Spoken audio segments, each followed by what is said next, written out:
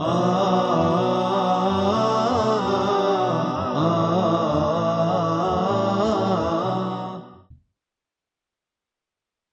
you know that this book or this lesson is always on Saturday because it is a revision class.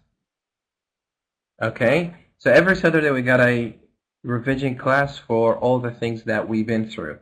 So as you see on the board, we have a revision class. Okay, and this revision is taking actually from Mega Goal, Flying High, and The Traveler. Now our objectives, we need to revise and understand the following. We need to talk about reality show and practice them, and also understand the direct and indirect objects and how we use 2 or 4 before indirect objects. Okay? Hello Lina, how are you?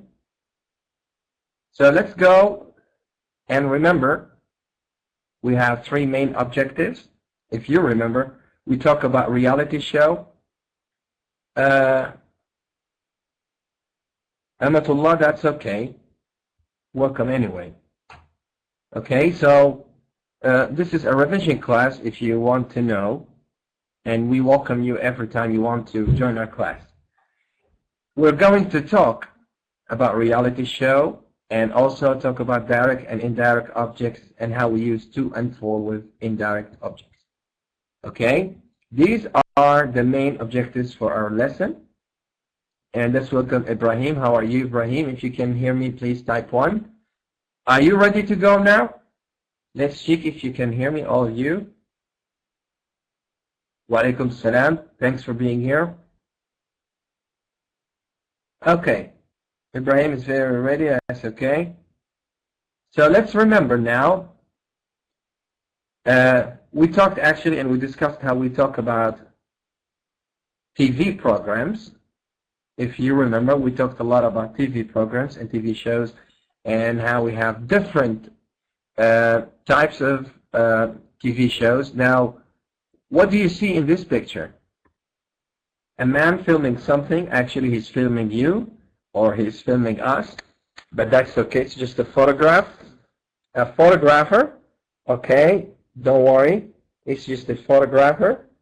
So we know that we all watch TV too much, okay? And the title of the unit, as you can see above, it's a TV around the world. And people nowadays are obsessed and they watch too much TV. So we're going to talk about TV programs. Now, television is popular around the world. Everyone watches television, as you can see here. Now, why do you think it's popular? Why do you think all people watch TV too much? Lina says because you can watch TV or you can watch the world through it or from it. That's okay. You can see everything. You can see movies. You can see cooking shows. You can see politics, the news, the weather, cartoons, songs, clips. And Ahmadullah says because it has all the people like watching, okay? So we can actually see sports, matches, movies. That's very good. Thank you, Ahmadullah. Now, the next question is, what kind of TV programs do you like to watch? Let's see, Manal, Yani, and Ahmadullah. What do you like to watch? Also for Dana, Lina, and Ibrahim. Excellent, Ibrahim. Yes, National Geographic, because it's about science. That's right. You can see a lot of amazing things, and you learn through science, and you learn a lot of secrets, and you see animals, you see the earth, you see the planets, and you see a lot of wonderful things through National Geographic.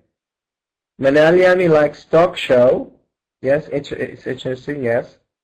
Like talk show, like Oprah, like Dr. Phil, and also like religious, okay, or Islamic talk shows, okay. He also, Ibrahim likes wrestling, like WF and something like this. Amatullah would like to watch documentaries and some TV shows, or the WWE, Dana, movies, racing, and yes, horse racing and some stuff like this. See, people are different and they like to watch and Islamic shows, that's right. They like to watch different things because you almost got everything on the TV. You can watch a lot of things. Now, it's different because people are different and they have different interests to watch movies, sports shows. Now, let's take an example of a very famous program show called Top Gear, which is, yes, almost a sport show. Okay? It's a sports show. Amatullah likes Kung Fu shows. Yes, like Bruce Lee, Jackie Chan, and some stuff like this. All right? Now, what kind of program is it? Is it comedy? Is it a crime show? Or it's a sports show? You don't like the man in the middle, eh? Yeah, maybe. So anyway, it's a sports show. That's right. Thank you all. That's right. Now, as we have talked too much previously on maybe Sunday, we talked about this Top Gear show, which is sometimes, yeah, sometimes they are funny, so we can say, yeah, sometimes it's a comedy, and some people call it, it's also a talk show because also these guys, they host some very famous people sometimes. Now let's learn some new words taken from the same Top Gear. All right, like when we say in real talk, when we talk to the people on the street, they actually use different vocabulary and different construction. We call them real talk. Now, when we say, well, you get a kick out of it or kick out of something, it means you enjoy. Yeah, maybe could be something wrong. I don't know if, I think your friends still hear me. So you get a kick out of something, it means you enjoy it. You can say, I got a kick out of football. It means I enjoy it. All right? And when we say remote, it's a short of remote control. It's a short of remote control. Also, for the word it bugs, it means it annoys or it bothers. Oh means very or completely. Come on, it's a short like C-M-O-N. It is like come on. Couch potato, someone who watches TV too much. And nah, it's a short of the word no. Now, if I give you an example and we use these words into sentences, so I can say, I got a kick out of music. It means I enjoy music. Give me the remote control. It means give me the remote control. Bugs, and say, it bugs me to see a young men skidding on the street. It bugs me to see young men skidding on the street. And all is all. It means very completely. You can use it in different ways. Sorry. And also we can say, come on. Come on, let's go shopping. Come on, let's watch a movie. Come on, let's welcome Amatullah. She's gone back. And we say, he's a couch potato. He watches TV all the time. And the word now, which is a short for no. It's a short for no. Now, I want to give you some minutes to use these words into some sentences. Now, I want you to think of them and use the blue words in a nice sentence. You can think of it. I gave you some examples of mine. Now I want to see yours. I enjoy playing tennis. It means you have to use the words Amatullah in the blue. I get a kick out of tennis, which is I enjoy playing tennis. That's it. Then I get a kick out of your life. That's a beautiful sentence. It means enjoy your life before you die. Okay. You need to get a kick out of your life. That's a good sentence. I cannot find the remote anywhere. Good, thank you, Ibrahim, but you should start with a capital letter and finish your sentences with a full stop. It bugs me when I can't understand something. Okay, something you missed an E, and you should start with a capital and finish a sentence with a full stop. Either. But that's a good sentence. Come on, don't get so upset. Okay. I'm not. All right. Good. Now let's move on to see more things that we have studied before, which is more about these expressions. And I want everyone to answer these questions. What do you get a kick out of? What do you get? It means what do you enjoy the most? What do you get a kick out of? You don't get a kick out of anything. I get a kick out of eating kapsa. I get a kick out of listening to nice music. That's okay. Also, I'm a lot sorry about the grammar mistakes. No problems. Just here we can try to be as good in grammar as possible, because this is almost a virtual classroom. And let's see what bugs you the most. What bugs you the most? Lying people. It bugs me when people lie to me. I actually finished the book and I got it, but I'm kind of busy at the moment. Okay. Ibrahim, to listen to music. Now, what bugs you? What bothers you? What makes you upset? Loud music bugs me. That's fine. Bugs me also. That's a good sentence, like cockroaches and flies. Bugs bug me. That's okay. Now, have you ever met anyone who likes showing off?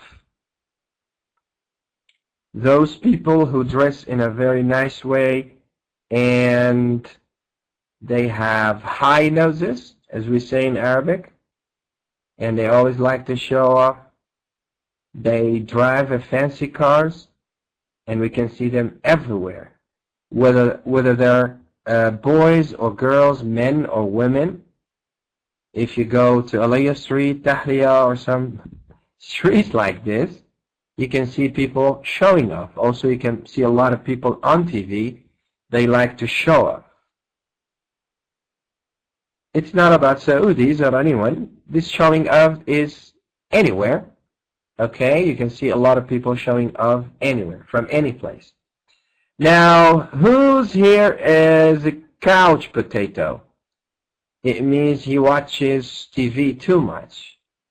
Not Ibrahim, he's not a couch potato at all. Not also Lena. You used to, that's okay. And not also Dana. So Amatullah is a couch potato and Manal Yami is a couch potato. That's what I think. I barely ever watch TV. That's okay. Nah. Anyway, so you see that sometimes age, you know, when you are a kid, we used to watch TV because we like to watch cartoon movies. But when you grow up, you start to watch sport, and then when you grow up more, you start to watch only maybe weathercast or the news. Now, let's remember the direct and the indirect objects. We talked about this thoroughly in the previous lesson on, I think, Wednesday. Now we're going to back again very quickly to this. In every sentence, there should be a direct object, and after the direct object, we have indirect object. So let's start and talk about the direct object first. A direct object is a noun or pronoun that receives the action of the verb. A direct object answers the question what, or where, or who. Now let's see this. John wrote the poem. John is a subject, wrote is a verb, and the poem is the direct object. So who received the verb? The poem. John wrote what? What did John write? John wrote the poem. So the answer is the poem. So when you have the answer for the question like what, This is the direct object. Good. So the answer is, what did John write? John wrote the poem. So the poem is the direct object because it received the action of the verb. Wrote what? The poem. The same thing when the same one. John likes his new teacher.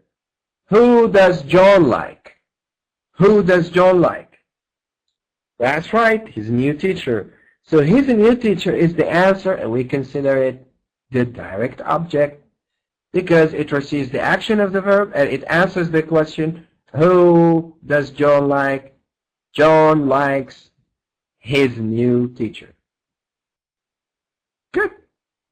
Now let's see the indirect object. An indirect object tells to or for whom the action is done.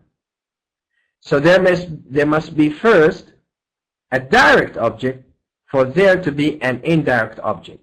So if you want to have indirect object, there should be before it a direct object. So let's take the example here. John wrote the poem. John is a subject. Wrote is a verb. The poem is a direct object. For his mother is the indirect object. So there should be first, this must be here. If you clear the poem, so the sentence becomes John wrote for his mother. That's okay, but there is no direct object. Because the answer is, what did John write for his mother? The poem. Okay? So there should be a direct object to get the indirect object. So this is a subject, John. We need a verb to John, which is wrote, played, ate, watched, whatever. The poem. He wrote the poem to who? For his mother, or for his mother. Another example, John read the poem to the audience. So John is a subject, read is the verb, the poem is direct object, and to the audience is the indirect object. So the question now, what John read to the audience? What John read to the audience? Or what did John read to the audience? John read the poem to the audience. So you still have the direct and the indirect object. Okay? Not okay, right? You still have a question. So Amatullah is okay. Ibrahim says no. And everyone is okay. Now let's move on. We still have some exercises. Now let's remember how we use to and for when we use them before the indirect object. So like here in the previous example, we have John read the poem. We have to. To who? To the audience. For. For who? For his mother. So now we have some verbs that come before the indirect objects. So we use to in both cases if the indirect object is receiving something. To what? You have to receive something. You have to complete. John read the poem to. You can't stop. So there should be something. There should be something. Now, okay, to his mom, to his father, to his uncle, that's okay. Now also we use to with these verbs. So always after these verbs we have to. Bring to, confess to, give to, hand to, lend to, offer to, pass to, pay to, promise to, read to, sell to, send to, show to, take to, sell to, or tell to, and write to. So always with these verbs we write to. Like this example, will you pass a pillow to me? And you can say, you can pass me a pillow, but pass to, all right? Write to, read to, confess to, and so on. So these verbs always followed by to. We have also more verbs that take for. So also we use for the indirect objects is benefiting from something. For what? For me, for him, for her, for someone. Someone should be benefiting. Someone should be taking advantage of this. So also these verbs, we use with them, always we use book for, build for, buy for, cook for, find for, get for, keep for, leave for, make for, order for, and reserve for. So my parents bought a new TV for me, so I am benefiting. This is for me, so you must be happy. My parents bought a new TV for me. And you can say my parents bought me a new TV, but that's a different story. So buy for someone, build for someone, make something for someone, leave for someone, order something for someone. So all these verbs in the green, we always use for. We always use for. Now let's see this beautiful exercise here.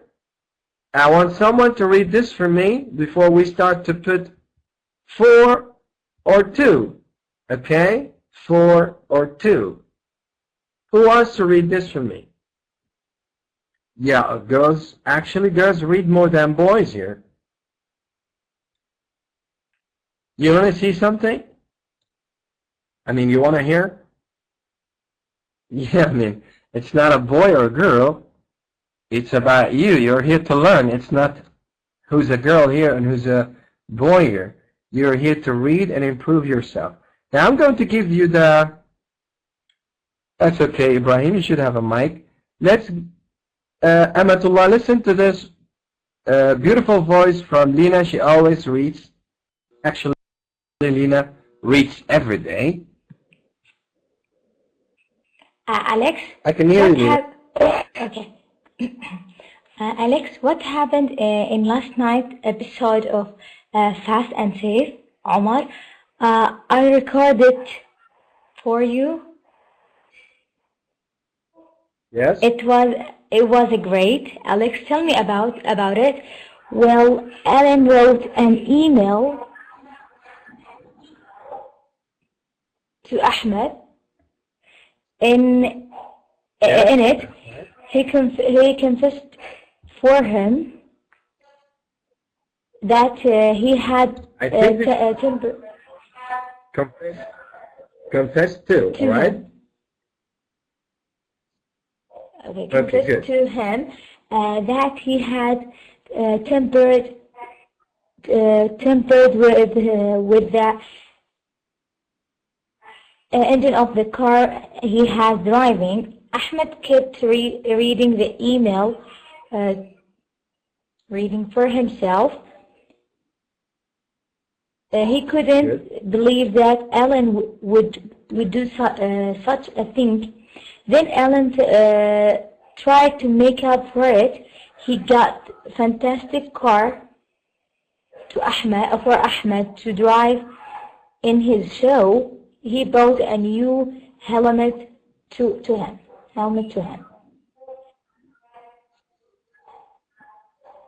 New helmet for him. Thank you very much, bravo. Thank you, my daughter. Thank you very much. Please clap to your friend. See Amatullah. She is great, and she can read, and also she got a great accent. She's been reading here for 2 years. And she's reading every day. That's how she got a beautiful accent, like her teacher. Okay? So, I'm going to read that again for you so we don't miss the 2 or 4. Alex, what happened in the last night's episode of Fast and Safe? Omar, I recorded for you. It was great. Alex, tell me about it. Omar, well, Alan wrote an email to Ahmed. In it, he confessed to him that he had tampered with the engine of the car he was driving. Ahmed kept reading the email for himself, or to himself. He couldn't believe that Alan would do such a thing. Then Alan tried to make it up to make up for it. He got a fantastic car for Ahmed to drive in this show. He bought a new helmet for him too. Okay, you know that helmet you put on your head when you drive a bicycle or a motorcycle. Okay, maybe you need to buy a microphone, Amatullah, but that's okay. We'll be happy if you help us. Now, I want you to remember our lessons are taken from The Traveler, Flying High, Mega Goal 3, and all that 3. Okay, thanks all for being here.